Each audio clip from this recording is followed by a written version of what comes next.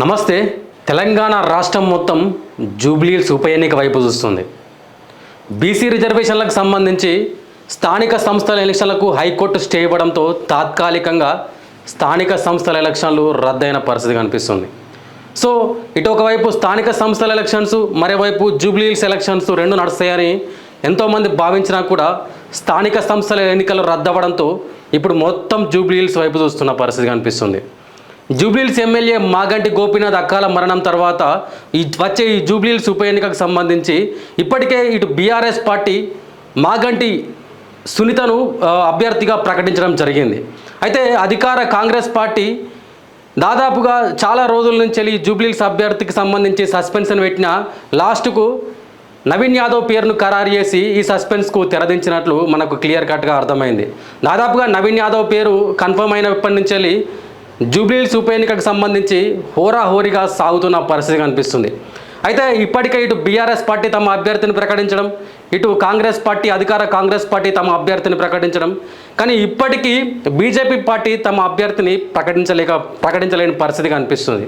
ముఖ్యంగా అంటే ఇటు అధిష్టానం దృష్టిలో ముగ్గురు పేర్లు ఉన్నట్లు మనకు కూడా సమాచారం అందింది. ఇటు మాజీ అంటే గతంలో కంటెస్ట్ చేసిన లంకల దీపక్ రెడ్డి పేరుంది ఇప్పటికే, మరియు ఇటు జూటూరి కీర్తిరెడ్డి పేరు కూడా తెర మీదకి రావడం జరిగింది. అంతేకాదు వీరపనేని పద్మ పేరు కూడా ఈ జూబ్లీహిల్స్ బరిలో ఉన్నట్లు బీజేపీ పార్టీ తరఫున కొన్ని వార్తలు కూడా రావడం జరుగుతుంది. అయితే రీసెంట్గా ఎంపీ ధర్మపురి అరవింద్ చేసిన కామెంట్స్ కూడా కొద్దిగా బీజేపీకి సంబంధించి రచ్చ చేస్తున్నాయి కూడా మనం చెప్పుకోవచ్చు.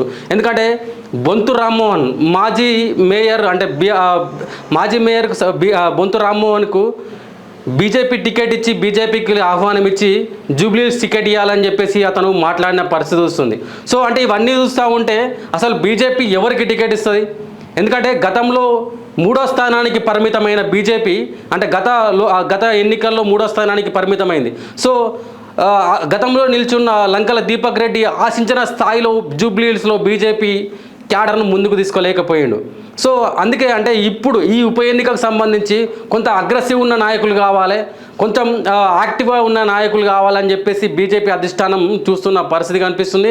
అయితే లంకల దీపక్ రెడ్డికి దాదాపుగా టికెట్ కన్ఫర్మ్ అవుతుంది అన్న ఆలోచన నుంచి వెళ్ళి ఇప్పుడు లంకల దీపక్ రెడ్డి పేరు ఉంటుందా లేకపోతే ఇంకా వేరే వాళ్ళకి టికెట్ వస్తుందా అన్న సిచ్యువేషన్ కనిపిస్తుంది. దాదాపుగా అంటే గతంలో 25,000 ఓట్లు, కేవలం 25,000 ఓట్లతోని బీజేపీ 3వ స్థానంలో ఉంది. ఇప్పుడు దాదాపుగా మన జూబ్లీహిల్స్లో 3,59,000 ఓట్లు ఉన్నాయి.